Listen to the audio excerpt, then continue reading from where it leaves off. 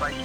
Los sucesos de la comunidad en nuestra mira periodística, noticias, entrevistas, reportajes, la actualidad informativa al instante y con la óptica profesional de Lorena Ludeña, Pablo y Lyndon San Martín Rodríguez. Los sucesos del sur del Ecuador y del mundo, prensa radial. De Cuencas, de Azogues, de Cañar, de Riobamba, de La Tacunga, de Guaranda, de Guayaquil, de todo el país. Sintoniza Ecuasur 102.1, más potencia en radio. SR Radio.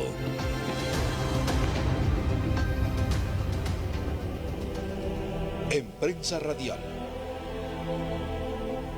el análisis político del momento.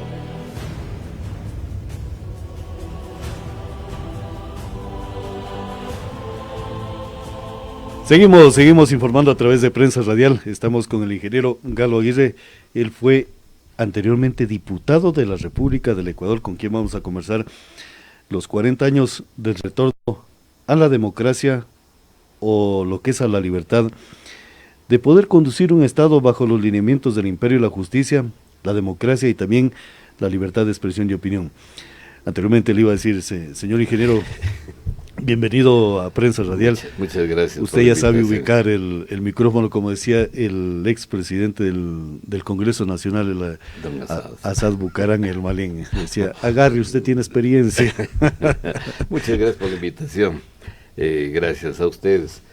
En realidad es un periodo que hemos vivido, yo no me atrevería a decirlo democrático, ¿no? Porque para decir una democracia plena nos ha faltado realmente mucho, muchísimo.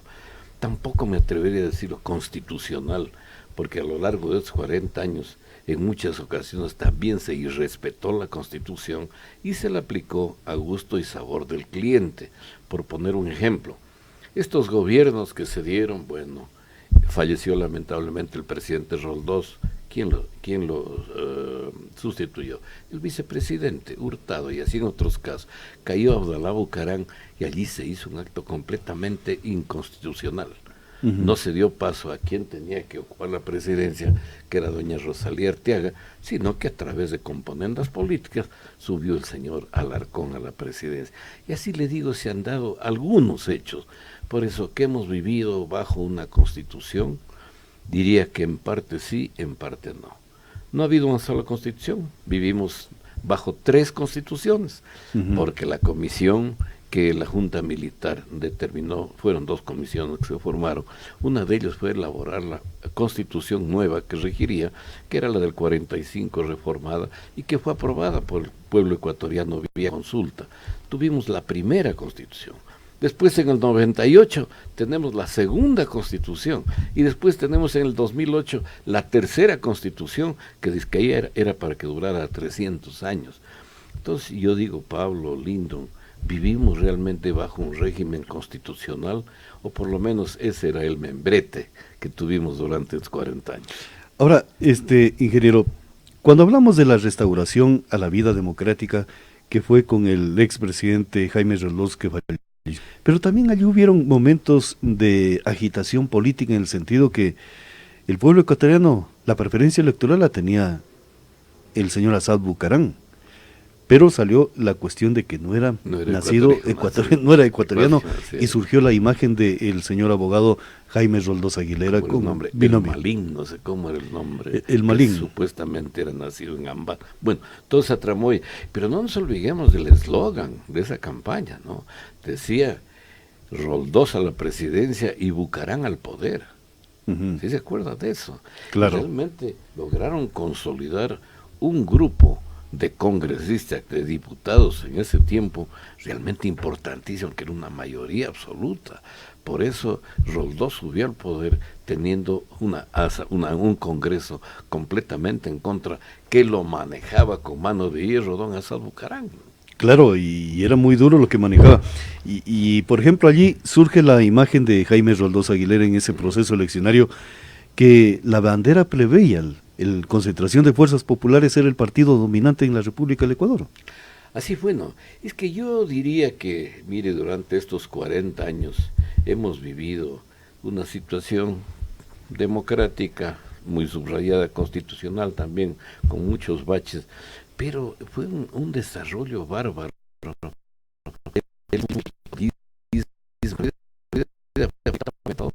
por eso, ¿no? Mire, hasta llegar ahora sí con la vigencia de este código de la democracia que tenemos actualmente, donde hay una proliferación absurda y hasta torpe, diría yo, de partidos y de movimientos políticos. ¿Contribuyen eso a mejorar nuestra endeble democracia? Yo diría que ni remotamente.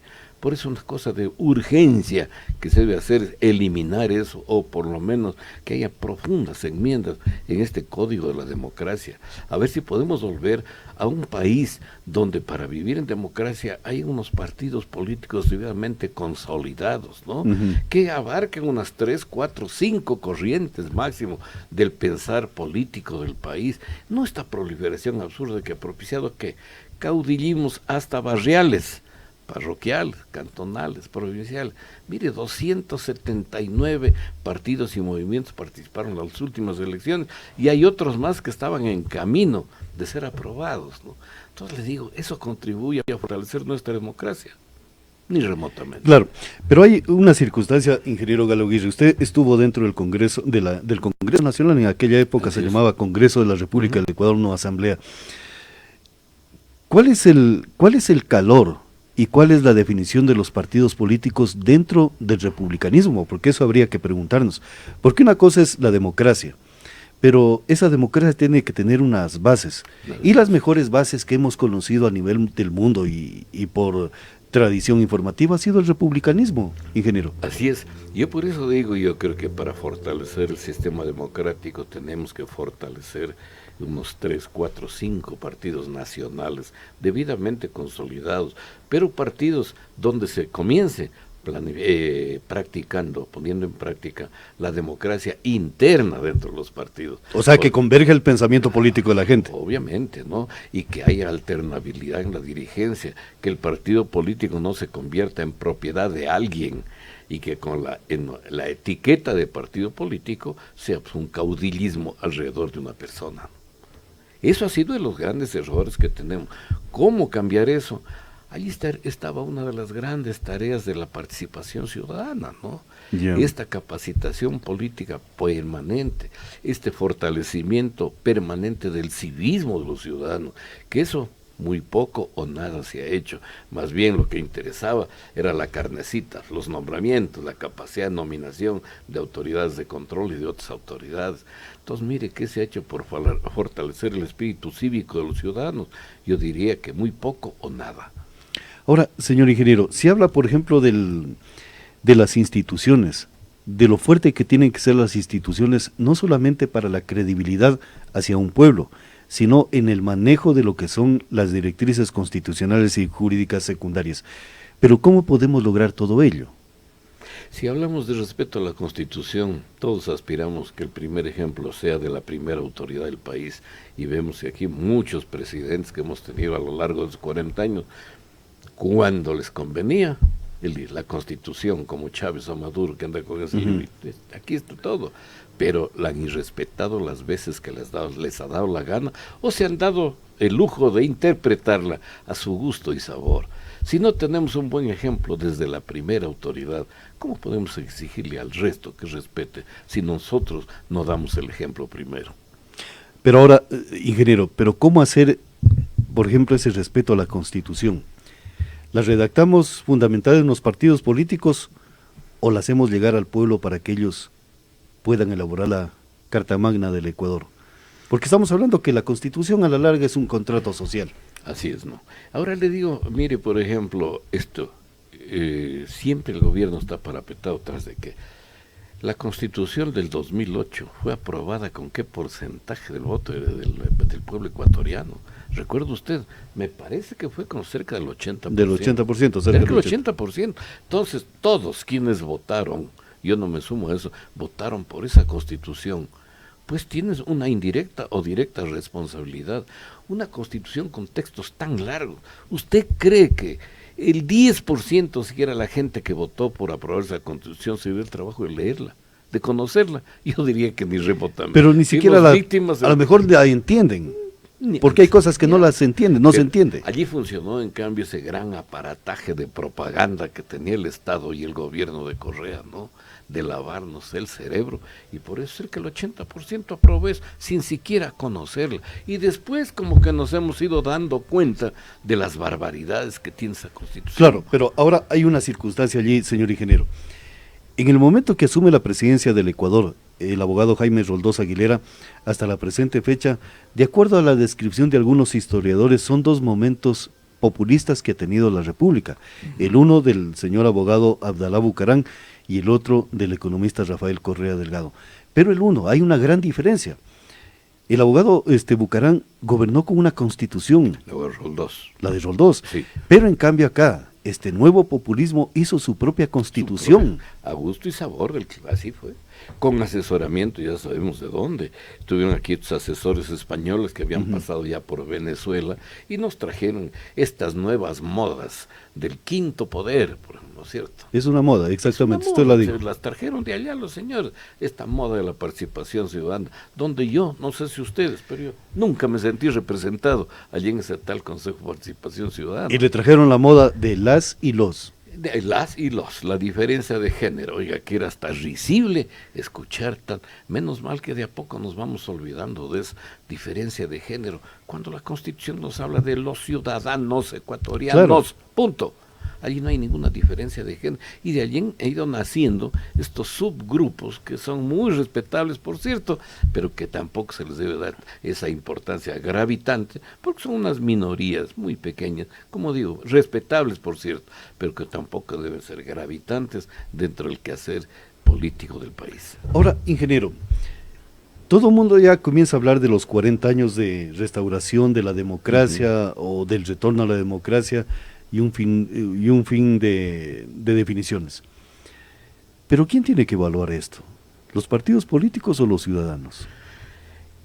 Los ciudadanos deberían organizarse, ¿no? Yo creo que un ciudadano suelto, ¿no es cierto?, pesa tan poco, pero un ciudadano organizado a través de organizaciones sociales, pongámoslo así, o de partidos políticos, donde realmente haya consensos, se busquen consensos de pensamiento, donde se tomen decisiones.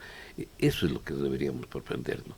Pero ¿qué estamos viviendo ahora? Usted ve generalmente el ciudadano que dice, no, yo no me meto en política, yo no quiero saber nada de eso porque la política es corrupta, la política es sucia, la política es tal. Igual, ¿no? Yo no me meto, yo vivo mi vida. Estamos yéndonos a vivir cada cual en su propia burbuja.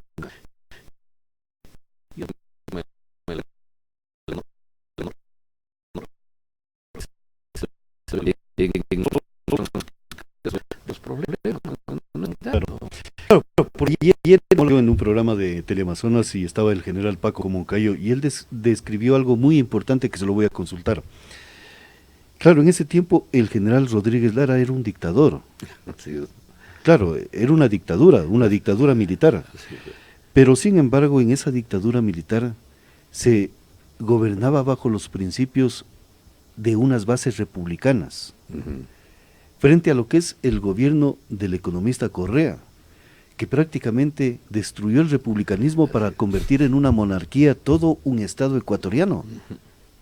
Entonces esas diferencias son las que debemos Grandes diferencias, le digo, porque se acuerda que la Rodríguez Lara decía la dictadura, decía, no, esta es una dicta blanda, porque había elementos de comparación, comparar con otras dictaduras, claro, como la de Pinochet, como las dictaduras argentinas, la dictadura de Uruguay, de todos estos países. Entonces estos como elementos de comparación, lo nuestro era una dictadura. Aquí vivimos un clima de paz, de tranquilidad.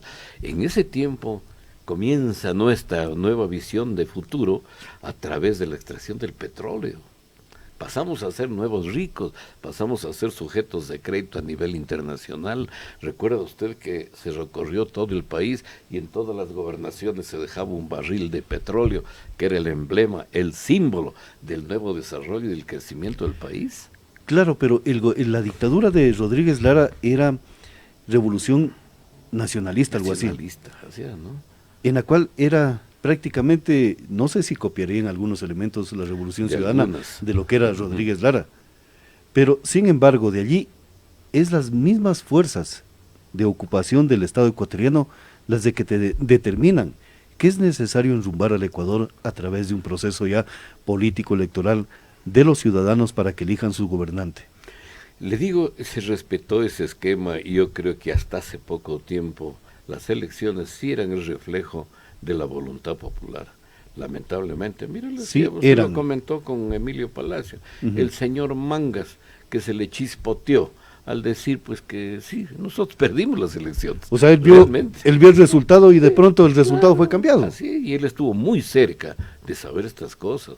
Pero quienes propiciaron estos resultados, como el señor ¿cómo se llamaba el Consejo Electoral? Diego Morlaquito. Pozo. Ya, el señor Diego Pozo. O Omar Simons. Condecorado, o sea, Pablo Pozo. Pablo Pozo fue condecorado y premiado con un puesto en las Naciones Unidas. Entonces le digo, mire, ¿usted cree que a él lo condecoraron por haber sido el fiel ejecutor y haber respetado el pronunciamiento popular? No, a él se lo condecoró porque realmente hizo las cosas que tenía que hacer para hacer ganar a quien no había ganado las elecciones. O sea, en este último tramo de lo que es la restauración a la vida democrática, estamos hablando de que se violaron muchos elementos. Es que mire usted, volvemos otra vez a participación ciudadana. Ya. ¿Quién nombraba el Consejo Nacional Electoral? ¿Quién elegía a los más capaces, a los más perfectos en todos los aspectos? Era la participación ciudadana. ¿Quién lo manejaba directamente a través de sus sirvientes allí? El presidente de la República. Entonces, la conformación de un organismo tan importante como el Consejo Nacional Electoral, donde estaban 5 personas de la misma ideología, 5 personas que se debían al partido de gobierno. ¿Cómo se van a controlar? No es cierto. Yo creo que la conformación de eso, como era anteriormente, con los partidos, con la representación de los partidos, porque allí por lo menos se controlaban mutuamente y se evitaban estas cosas. Seguimos hablando todavía de que en los padrones electorales hay un universo de 1,5 millones o 2 millones de seres inexistentes, o porque se murieron, o porque han sido utilizados sus nombres y todo. Entonces, mire, es eso, respetar la voluntad popular, ni remotamente, porque allí tenemos ahora con la electrónica, ¿no? En la era que vivimos es tan fácil manipular y cargar todos esos votos a donde más nos convenga. En un segundo se puede hacer eso. En un segundo, fracciones de segundo. Entonces le digo, en estos 40 años hemos visto cambios importantes, ¿no? El retorno a la democracia. Yo creo que el gobierno de Rodríguez Lara fue bastante respetuoso, no sé si algunos hechos aislados, ¿no?, de la libertad de expresión, de las libertades individuales. Creo que hubieron algunos hechos aislados, pero en general de dictadura tuvo muy poco. De allí el paso al gobierno de Roldós, que se crearon tantas expectativas, un hombre joven, con ideas brillantes, que eso nadie le puede quitar a Jaime Roldós, que lamentablemente terminó como terminó. Pero mire, es el inicio de esta nueva época que vivimos. Claro, pero hay una circunstancia, y quiero llegar a eso para consultarle algo cuando usted dice de un joven brillante como es Jaime Roldós, porque ya hay una doctrina que a lo mejor hay que comenzarla a estudiar y analizar desde el día de hoy. Y tal vez hasta reactivarla. Reactivarla o simplemente cogerla con pinzas. Pero le quiero consultar, usted decía de lo demócrata o aspectos que ha vivido la República en momentos de dictadura. La ley de ejercicio profesional del periodista fue decretada en el gobierno de Guillermo Rodríguez Lara. Y resulta que esa ley, comparando con la ley de comunicación de Correa, tiene más democracia y más libertad aquella ley que la actual ley de comunicación. ¿No? Y de quienes la mentalizaron y de quienes fueron los grandes ejecutores, hay que olvidarse, ¿no? Personajes que la historia se encarga de ponerles unas 10 volquetadas de tierra encima para olvidarnos de ellos por las cosas positivas pocas, más bien las negativas pesan tanto. Pero mire, usted trae a colación esto, por eso refería yo, que en tiempos de Rodríguez Lara se respetaron los derechos humanos, hubieron hechos aislados de algunos, pero la libertad de expresión se la respetó mucho.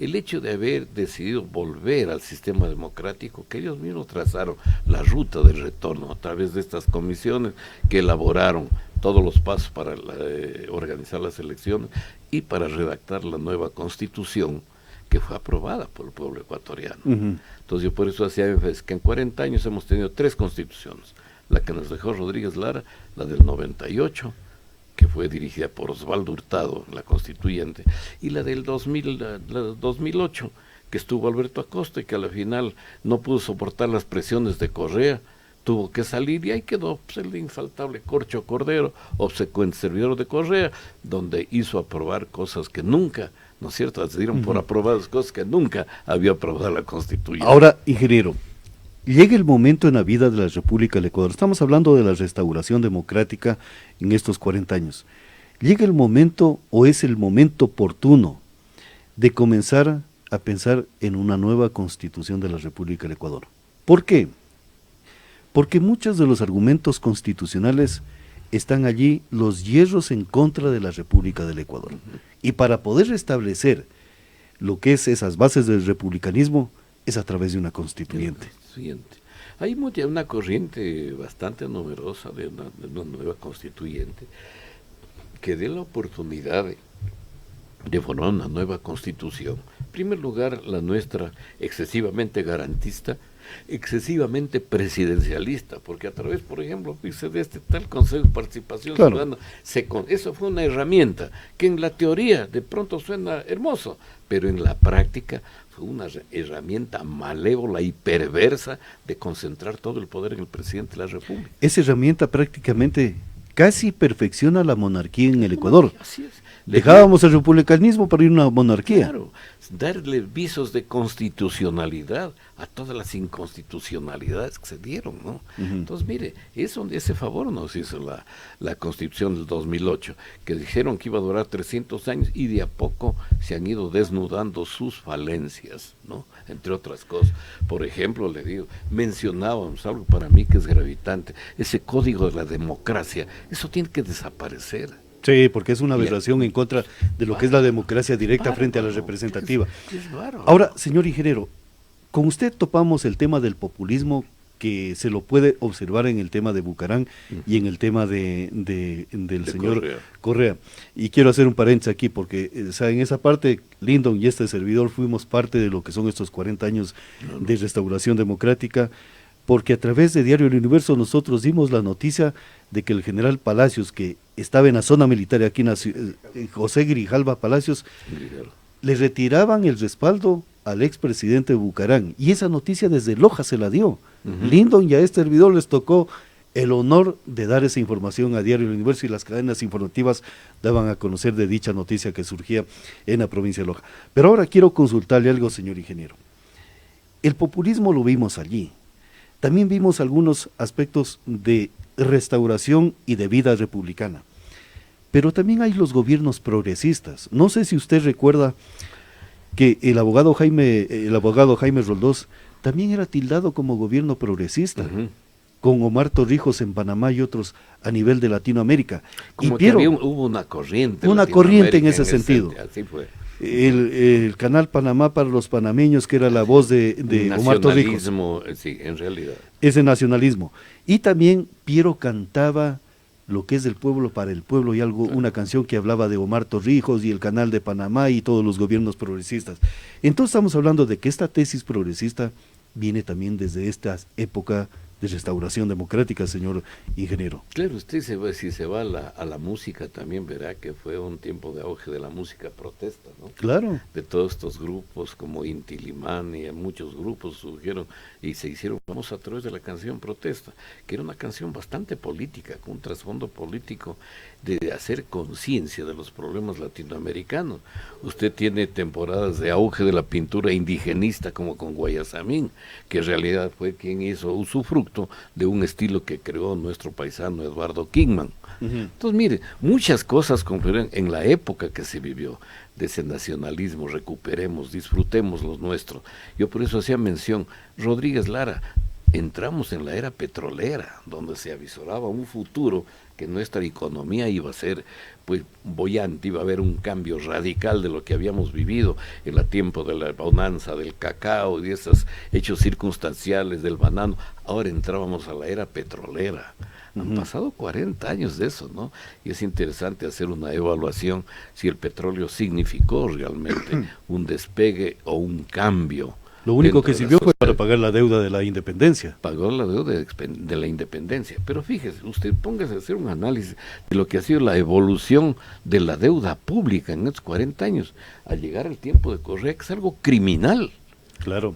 algo criminal. Prácticamente la está pública. vendido el Ecuador. Así es, ¿no? Entonces, mire, responsables, este señor, lamentablemente, que dice que era economista, entonces, y manejó, les voy a contar como anécdota, un día lo entrevistaban a un economista, no recuerdo quién fue, y le decían, pero ¿cómo usted critica tanto a su colega Correa? ¿Cómo lo puede criticar a su colega economista?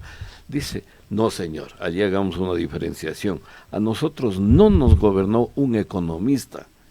¿Sabe quién nos gobernó? Nos gobernó un político populista de la peor especie. Esa fue la respuesta de un economista, y para mí es válida. Oiga, claro. No gobernó un economista, sino un populismo exacerbado, que lo que buscaba todos los sábados era el aplauso, la aclamación, y todos sabemos los shows que se montaban alrededor de cada sabatina. ¿Y cuánto nos costaba eso? Ahora están desnudándose, nos estamos enterando recién de todas las maravillas que había detrás de cada sabatina, ¿no? Que aquellos descamisados, como se decía en el tiempo de Perón, descamisados ahora tienen camisas. Camisa, y tienen camisas de repuesto, porque ya tienen camisas y carísimas, y camisas caras. Andaban de a pie en bucecita, a lo mejor hasta pidiendo plata, ahora andan en carrazos, viven en mansiones, o están exilados en el Ecuador, habiéndose declarado perseguidos políticos. Y la justicia lamentablemente está colaborando con eso, porque usted los ha visto con qué prepotencia, a 10.000 kilómetros de distancia, declaran vía Skype. ¿No? Claro, que son perseguidos y... ¿No es cierto? Perseguidos políticos, ¿no? Es una nueva categoría, perseguidos políticos. Oiga, da hasta risa y ver cómo se burlan de nosotros, cómo se burlaron durante tanto tiempo y cómo se siguen burlando desde el exterior, pensando que somos desmemoriados. Oiga, ¿se acuerda lo que decía Correa? Prohibido olvidar. O sea, prohibido olvidar. Ahora queremos decirle a él lo mismo, porque ahora todo se declara ciegos, sordos, mudos y amnésicos. Claro. Nadie ha visto nada, nadie ha oído nada, nadie ha recibido nada, y no me acuerdo.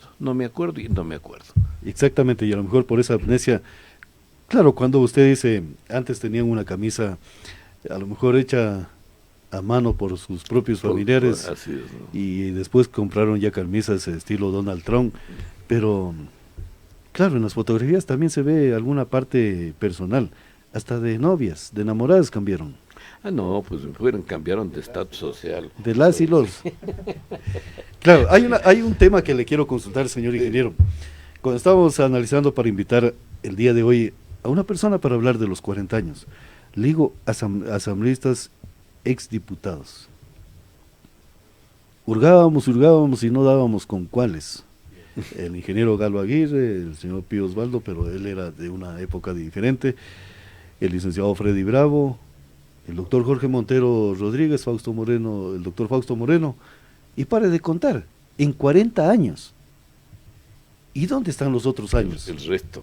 Bueno, yo entiendo que ustedes me escogieron por orden alfabético, ¿no? Muchas gracias. Entonces, mire, es que en realidad por la O, por la que... Entonces, mire, yo creo que la responsabilidad que uno tiene, vuelvo a esto, ¿no? De la responsabilidad cívica que tenemos todos los ciudadanos. Yo no tengo ninguna aspiración política, no le creo que cumplí una función, para mi conciencia creo que la cumplí bien. Pero le digo, la responsabilidad de uno va más allá, no solamente la aspiración personal, sino seguir siendo partícipe a medida de las posibilidades de despertar esta conciencia cívica que deberíamos tenerla todos, ¿no? Que lamentablemente con el cuento de que la política es sucia, que la política es podrida, que todos los políticos son ladrones, yo en eso no me meto. Entonces vamos dejando el campo abierto para que gente hasta descalificada se conviertan de la noche a la mañana a través de esta ley que propicia todo, de ser los nuevos caudillos, los nuevos adalides. Yo soy el jefe de mi grupo, yo negocio. Usted ha oído esa palabrita muchas veces, claro. Es hasta vergonzoso, yo negocio. Pero, señor ingeniero, en la vida democrática de la provincia de Loja y también de participación política, debemos de analizar estos 40 años de restauración democrática, porque yo le decía, parece chiste o broma, el tema de ¿a quién lo invitamos? Y eran 4 o 5 exdiputados, y el resto de años, captados por un populismo que ha sido nefasto para la provincia de Loja. Así es, ¿no? Y hay que decirlo con nombres y apellidos, el ingeniero Dávila y el doctor José Bolívar Castillo. Así es. Ellos se han mandado aquí en la política últimamente. No nos olvidemos también el ingeniero Raúl Auquilla, que tenía el membrete de un partido político. Y el doctor Montero también. Sí, el doctor Jorge Montero Rodríguez. Tenía un membrete de partido político, pero en el fondo ha habido caudillismos y personalismos, que le digo, ¿no? Por eso, eso le ha hecho mucho daño a Loja, porque se han querido los insustituibles, ¿no? Yo, solamente yo, claro. Y yo. Y alrededor de alguien que trataba de alzar cabeza. Esto también lo hemos visto a nivel nacional. Pero yo creo que antes de que se nos vaya el tema de los 40 años, hay que rescatar cosas para mí positivas en estos 40 años. Por ejemplo, vámonos a esta nueva era que vivíamos, de la era petrolera, y vemos la evolución de los precios del petróleo, que ya se convirtió, pues, ¿no es cierto?, en el referente de nuestra economía. Entonces vemos la evolución de los precios, subidas, bajadas, presidentes que les tocó lidiar con problemas gravísimos como Sixto Durán Ballén, con la guerra, claro, con la guerra con el Perú, con un petróleo a precios realmente que ya casi no justificaban su extracción, con el problema del fenómeno del Niño, pero que un hombre, para mí, rescató el orgullo, nos hizo volver a sentirnos orgullosos de ser ecuatorianos. ¿Se acuerda? Con el sí se puede. ¿Recuerda usted que sí se puede? Claro, sí se puede. Demostró, ni un paso atrás. Ni un paso atrás, y el sí se puede. Nos hizo recuperar esa confianza, ese orgullo de sentirnos ecuatorianos. Pese a las durísimas adversidades que tuvo, como le digo, la guerra con el Perú, que significaron gastos tremendos, el fenómeno del Niño, precios del petróleo por los suelos. Sin embargo, se logró salir adelante. Entonces le digo, mire, hay hechos para mí tremendamente rescatables y que han sido gravitantes en el desarrollo del país. A Maguad, con todo lo que se lo ha apostrofado, a Maguad hay que reconocerle el haber cerrado ya este capítulo de la guerra con el Perú. Claro. Durante tantos años desangró la economía del pueblo ecuatoriano. Segundo, haber cimentado bases para mí en el manejo económico. Por ejemplo, le digo, hay que reconocerle a Maguad de haber creado la tributaria, ¿no es cierto? Antes de Maguad pagábamos muy pocos en lo que poco era. Pagar. De allí se comienza a crear esta cultura tributaria. No recuerdo la señora, la primera directora del Servicio de Renta. Elsa Mena. La señora Elsa Mena. Mire, allí comienza una nueva etapa del país, donde la gente, que todavía hay falencias, pero allí se comienza a crear esa cultura tributaria. Yo le digo, el señor Correa, con todo su poder, trató de echar abajo la dolarización. Para mí la dolarización también marca otro hito en el desarrollo del país. Yo lo veo como uno de los aspectos positivos del gobierno de Yamil Maguad, el tema de la dolarización. Claro, al comienzo nos dolió al bolsillo y a la parte, pero después, ¿por qué cree que no llegamos a los estándares de Venezuela? Porque teníamos el dólar que enfrentó a la Revolución Ciudadana. ¿Qué más no hubiera querido Correa de tener una fábrica de billetes, ¿no? Y hacer maravillas. Y hacer maravillas. Le digo entonces, mire, hay que reconocer, Maguad ha sido criticado que el ferio bancario fue culpa de él, tararín, tarará. Yo no creo que fue culpa Sufrimos de él. meses, pero en cambio nos liberó del sufrimiento de 10 años. Así es, ¿no? Y le digo, pues lo que le pasaba a un empleado público, que en enero a lo mejor el sueldo que tenía le alcanzaba para sobrevivir, pero en junio, julio, por ahí comenzaba a ver la cosa negra, en diciembre no se diga. Entonces le digo, mire cómo esos hechos, para mí tremendamente rescatables de Maguad, ¿no? Para mí han servido para mucho. La economía, por más barbaridades que hizo Correa, la economía se ha mantenido. Pudimos haber caído en el abismo de Venezuela. Pero era por el dólar, la presencia del dólar como moneda en curso del Ecuador. No tener la fábrica de billetes que servía para hacer tantas cosas, tantas maravillas, por encima de que se siga devaluando la moneda ecuatoriana. Y esos hechos son para mí gravitantes. Les digo, en la cultura tributaria, la dolarización y haber cerrado la puerta del problema con el Perú. Vivimos ya 21 años, ¿no?, de la firma de la paz con el Perú, y yo creo que en eso, claro, la evaluación que se haga es tremendamente positiva. Pero en estos 40 años, señor ingeniero, el tema de la frontera con el Perú es un aspecto real de tranquilidad y de no gastar tantos recursos económicos en lo que era la seguridad de esa frontera. Y haber creado el clima de confianza, porque al menos nosotros como provincia fronteriza nos ha ayudado mucho. Pero hay algo que el Estado ecuatoriano se está olvidando durante estos 40 años. se hablaba de invertir económicamente en zona de frontera Así fue. y no hay inversión económica. Recién se está algo diciendo de qué es lo que se tiene que hacer en la provincia y en línea de frontera. Si no se hace ese trabajo, señor ingeniero, algún momento la geopolítica va a detonar algo más grave. Y es tan cierto lo que usted dice, Pablo, que verá. Por ejemplo, cuando se firmó la guerra con el Perú, se hablaba de una compensación de 10.000 millones de dólares que iba a ser en obras de infraestructura. Yo le voy a contar. Yo tuve oportunidad de entrevistarme con el presidente Fujimori en Quito, en la reunión del grupo de los 5, creo que era. Bueno, conversando con él, yo le dije, yo soy diputado a Loja, sí, es provincia fronteriza, nos pusimos a conversar de estos temas, ¿no? Y yo le decía, mire, presidente, el norte del Perú es tan olvidado de Lima como el sur del Ecuador es tan olvidado de Quito. Y estos pueblos del norte del Perú y del sur del Ecuador han aprendido a vivir en sus miserias y a ser solidarios entre ellos. Esto se fue consolidando después de la firma del Tratado de Paz con el Perú. Recuerdo que en plena guerra, todos los fines de semana que yo venía acá, en Zapotillo, a una señora, unos periodistas le preguntaron, ¿y usted qué opina de la guerra con el Perú?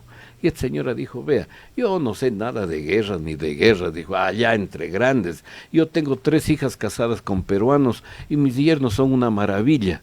A mí me impresionó esa respuesta, porque eso era el reflejo de cómo la gente de la frontera poco le importaba esto de qué estaba tramándose en Quito, en Lima, en las altas esferas, sino ellos estaban preocupados de la realidad del día a día, que ellos vivían rasguñándose la vida. Claro, y de relaciones matrimoniales y de amistad y de amores entre ecuatorianos y peruanos en línea de frontera. Es muy cierto eso. Eso es verdad. Y eso le digo, pues después de la guerra, se ha ido consolidando. Se ha vuelto a vivir ya un clima de confianza mutua.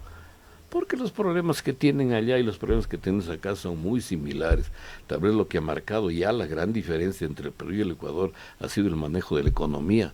¿Recuerda usted que hace pocos años aquí estábamos invadidos de obreros peruanos que venían acá, porque la situación en el Perú era insostenible, y aquí ganaban en dólares, iban felices? Vaya usted a buscar si hay algún obrero peruano aquí ahora. Ya no hay. En ningún momento. ¿Por qué? Porque la economía del Perú se fortaleció y ya no tienen para qué venir acá. Pues por eso le digo, allá se ha manejado bien la economía. El crecimiento económico del Perú es realmente importante. Y nuestra economía ha estado con altos, bajos, pésimos manos. ¿Qué le echamos la culpa al petróleo? Ya. Mire, ¿cuándo en la vida se enseñó tener un precio del petróleo como el que tuvo Correa? Claro. Lamentablemente todo eso se lo mal utilizó y se lo malgastó. Señor ingeniero, yo le quiero agradecer a usted por este análisis de lo que son los 40 años desde su óptica y también de lo que vivió usted, los 40 años, porque usted fue parte del Congreso de la República del Ecuador en aquella época. Del Congreso estoy hablando, no de la Asamblea, del Congreso, que tiene que retornar ese nombre. Pero hay algo que nos lo vengo llevando, 40 años. El plan maestro de agua potable. El CIMER, señor ingeniero, dice. Bueno, muchísimas gracias, señor ingeniero. No, los temas locales, te digo, en realidad son tan importantes también analizarlos. Vemos esto que mencionaba Pablo, los caudillismos que tanto daño nos ha hecho. También, pero yo sí creo que en el fondo a donde vamos es a este famoso código de la democracia que le ha hecho tanto daño al país. Aquí ya estamos en una carrera contra el tiempo si se lo quiere reformar, porque la ley prohíbe que lo haga un año antes, ¿no es cierto?, de las elecciones nuevas. Entonces, pero es algo que tenemos que propiciar. La desaparición de este tal Consejo de Participación Ciudadana para mí es elemental, ¿no? Una de las figuras alternativas que se presenta en la bicameralidad para que una de las cámaras asuma esa responsabilidad. Sería buenas alternativas, ¿no, Pablito? Gracias, señor ingeniero. El ingeniero gracias. Galo Aguirre haciendo información a través de Prensa Radial. Gracias. Vamos a la pausa comercial. Gracias, Pablo. El señor Febles Cordero hace 2 días indicó en la Cámara que él defendería al Parlamento.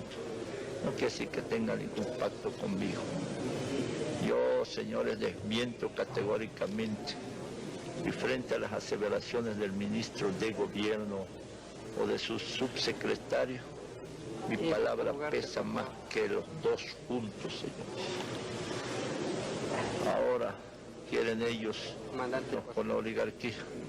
Uno de los grandes del país que pretende llegar a ser el sucesor de Luis Novoa y de Juan Marcos, con su venta de whisky y de automóviles y de camionetas es el señor Roberto Lum, que con haber contribuido con 5 millones de sucres a la caja presidencial del doctor Roldós, a la tesorería que manejó personalmente el doctor Roldós, se ha comprado este Ministerio de Gobierno prácticamente y anda tratando de desprestigiar a un partido que gracias a él, este señor que en su vida y con su dinero hubiera logrado en otras circunstancias llegar a la alta posición que ocupa, ha llegado gracias a nosotros, señor. Subiendo. Quien busca encuentra, señor. ¿Cuál cree usted, señor Bucaram, que puede ser la coyuntura que consiga la reconciliación entre el presidente de la Cámara Nacional de Representantes y el presidente del Ecuador? Ahora, aquí no es cuestión de simpatía ni de amistad o enemistad, será siempre bien visto, bien respaldado. Y si los incumple, tendríamos siempre que demandar de él por ese incumplimiento. Los busca uno, le llueven del cielo o de alguna parte. Uno busca a los amigos, los familiares no los escoge uno. Y le voy a decir que mis familiares no son mala gente, señor. Pero el hecho de que el doctor Roldós se rodee de mis familiares, a lo mejor porque son buena gente, se rodea de ellos. Solo falta usted, pues, señor Bucaram. Yo no lo voy a rodear incondicionalmente jamás, señor. Ya hemos dicho cuando. Este es su noticiero. Prensa.